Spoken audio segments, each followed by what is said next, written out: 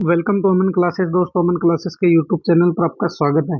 दोस्तों, आज है 5 नवंबर 2023 से रिलेटेड राजस्थान करंट अफेयर्स के जितने भी मोस्ट इंपॉर्टेंट क्वेश्चन बनते हैं प्यारे दोस्तों, आज उसके ऊपर हम चर्चा करने वाले हैं। कैसे हैं आप सभी? चलिए दोस्तों, स्टार्ट करते हैं आज की अपनी 5 नवंबर की most important Rajasthan current affairs की क्लास को। इससे पहले जितने भी साथी चैनल पर नए हैं वो चैनल को ज़्यादा से ज़्यादा लाइक शेयर सब्सक्राइब कर देना, क्योंकि जिससे आपको क्या है, डेली करंट अफेयर्स की वीडियो इसी चैनल पर रोज मिलती रहे। देखिए आज का अपना पहला क्वेश्चन।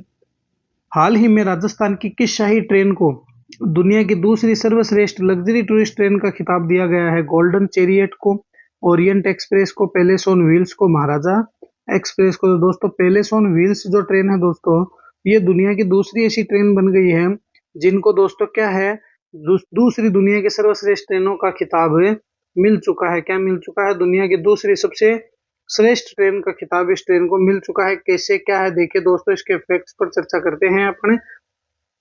राजस्थान पर्यटन विकास निगम राजस्थान में चलने वाली शाही ट्रेन पैलेस ऑन व्हील्स को दुनिया की दूसरी सर्वश्रेष्ठ लग्जरी टूरिस्ट ट्रेन का खिताब मिला है। POW coordinate readers choice award 2023 में जापान की इनक्यूट के बाद, तो ध्यान रखना फर्स्ट कौन सी है? जापान देश की इनक्यूट ट्रेन है। वो है देश में प्रथम नंबर और देश की दूसरे नंबर की ट्रेन अपनी कौन सी बन गई है? Palace on wheels. क्यूट के बाद यह दर्जा दिया गया है तथा देश में चलने वाली लग्जरी ट्रेनों में गोल्डन चैरियट तो 9वें स्थान पर है दोस्तों, महाराजा एक्सप्रेस 12वें स्थान पर है। और आगे देखिए, पैलेस ऑन व्हील्स को 26 जनवरी 1982 में प्रारंभ किया गया था और इसको सितंबर 1995 में बड़ी लाइनों पर प्रारंभ कर दिया गया था। और ये एक से ही ट्रेन है, तो 26 जनवरी 1982 को दोस्तों क्या है, इनको प्रारंभ किया गया था। इनका डेमो वगैरह देखना शुरू कर दिया गया था और कर दिया गया था कि कैसे चलती है, क्या है क्या नहीं है।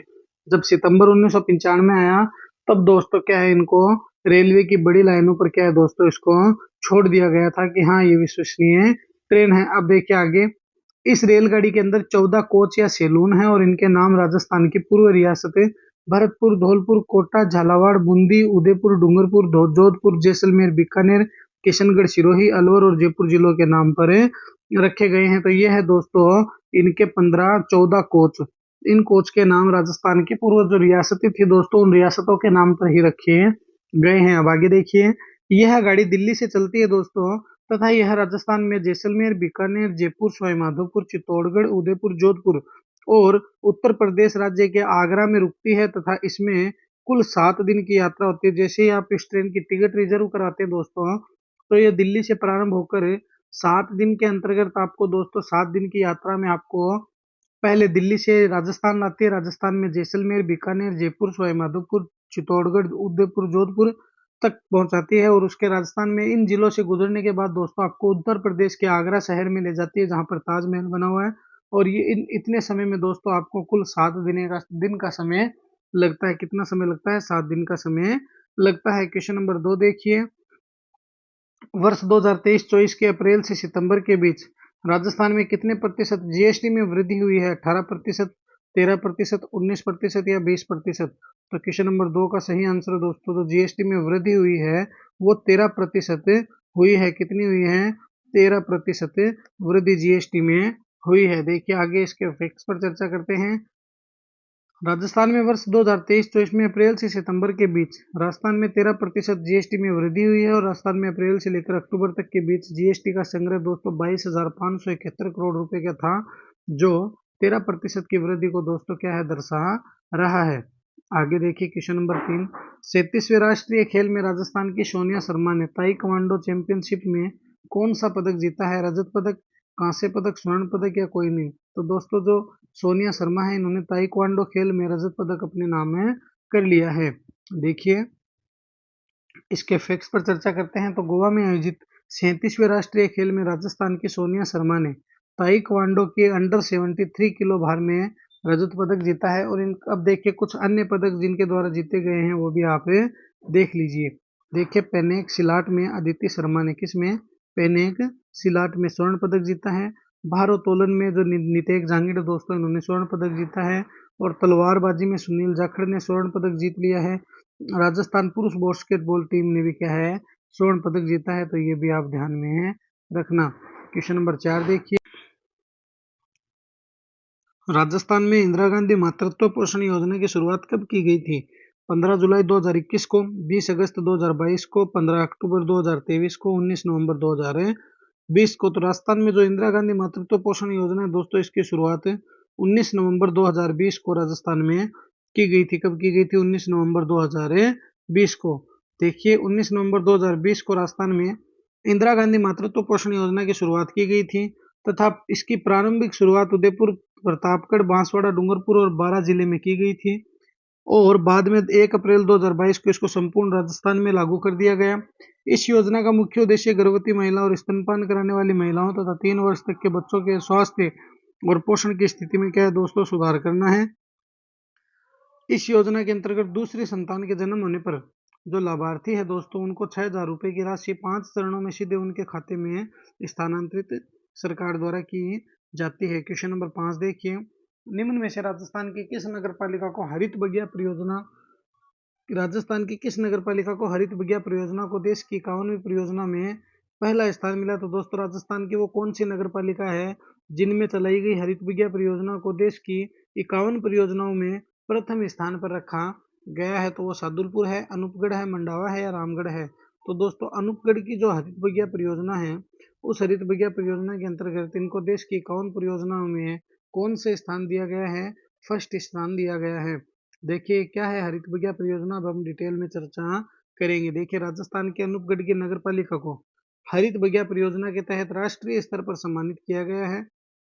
भारत सरकार के द्वारा द अर्बन लर्नोथल प्लेटफॉर्म पर देश की 51 परियोजनाओं में अनूपगढ़ की नगर पालिका को इस परियोजना में शामिल किया गया है।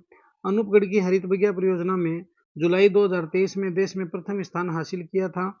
31 अक्टूबर 2023 को भारत सरकार के शहरी मंत्रालय और आवासन के द्वारा नई दिल्ली में अनूपगढ़ के वर्तमान सीईओ संदीप बिश्नोई को सम्मानित किया गया तथा इन 51 योजनाओं में राजस्थान की एकमात्र अनूपगढ़ नगर पालिका भी क्या है दोस्तों, सम्मिलित हुई है। अब देखिए क्या है हरित बगिया परियोजना, इसके बारे में हम डिटेल से चर्चा करने वाले हैं। तो नगर पालिका द्वारा शहरों में वेस्ट से बेस्ट बनाकर पर्यावरण संरक्षण और पक्षियों की सुरक्षा के लिए हरित बगिया परियोजना को शुरू किया गया था। इस परियोजना में ठोस कचरा प्रबंधन, स्वच्छ भारत मिशन, पर्यावरण संरक्षण के लिए नगरीय क्षेत्र के सभी राजकीय निजी विद्यालय, मैरिज पैलेस, सार्वजनिक स्थान और विद्यालय से अनुपयोगी प्लास्टिक की बोतलें एकत्रित की गई थी। इंदिरा गांधी शहरी रोजगार गारंटी योजना के तहत कुशल श्रमिकों ने इन बोतलों को विभिन्न आकृतियों में काटकर अलग अलग प्रकार के रंग करवाए और उनमें मालियों की सहायता से उपजाऊ मिट्टी और नगर पालिका के द्वारा तैयार की गई कंपोस्ट को डाली गई तथा इन अलग अलग डिजाइनों में काटी गई बोतलों में छोटे सुंदर फूलों वाले विभिन्न प्रकार के पौधे भी दोस्तों क्या है, लगाए गए थे। तो ये थी हरित बगिया परियोजना। क्वेश्चन नंबर 6 देखिए, 26 अक्टूबर 2023 को किसके द्वारा राजस्थान की चर्चित महिलाओं को इंडियन टुडे अवार्ड से सम्मानित किया गया? कलराज मिश्र, अशोक गहलोत, वसुंधरा राजे, गोविंद सिंह डोटासरा। तो क्वेश्चन नंबर 6 का सही आंसर है दोस्तों कलराज जी मिश्रा, जो राजस्थान के राज्यपाल है दोस्तों, इनके द्वारा जो राजस्थान की चर्चित महिला है इनको इंडिया टुडे अवार्ड से सम्मानित किया गया 26 अक्टूबर 2023 को। देखिए इसके फैक्ट्स पर चर्चा करते हैं। 26 अक्टूबर 2023 को राज्यपाल कलराज मिश्र ने मिश्रण हो गया दोस्तों, मिश्र ने इंडियन टुडे समूह द्वारा आयोजित India today women summit and award समारोह में राजस्थान की चर्चित महिलाओं की शक्ति, साहस और सफलता उत्सव में विभिन्न क्षेत्र में महती कार्य करने वाली 10 प्रभावशाली महिलाओं को इंडियन टुडे अवार्ड से सम्मानित किया गया। ये 10 महिलाएं कौन कौन सी है देखिए, अभी हम चर्चा करेंगे। तो पहले देखिए दिव्य कीर्ति भारतीय, ये घुड़सवारी की एथलीट है। संतोष देवी ये खेती के क्षेत्र में बहुत ही बढ़िया कार्य कर रही है। अनीता पालीवाल ये 18 वर्षों से दोस्तों नवाचार करके पर्यावरण संरक्षण का कार्य कर रही है। तारा अहलूवालिया ये समाज सेवा में अपने अग्रिम जो है वो समाज सेवा में अपने बहुत ही महत्वपूर्ण कार्य कर रही है। वसुंधरा जी चौहान है दोस्तों, ये अदम्य साहस का परिचय देने के लिए है। डॉक्टर कीर्ति भारतीय दोस्तों ये बाल विवाह के रोकथाम का प्रयास कर रही है। आगे देखिए प्रीति चंद्रा जी है, ये उत्कृष्ट प्रशासनिक सेवा कर रही है। नीरू जी यादव ये ग्रामीण विकास में अपनी अहम भूमिका निभा रही है। मोनिका जांगड़ी ये दिव्यांग बच्चों के लिए लगातार मेहनत कर रही है।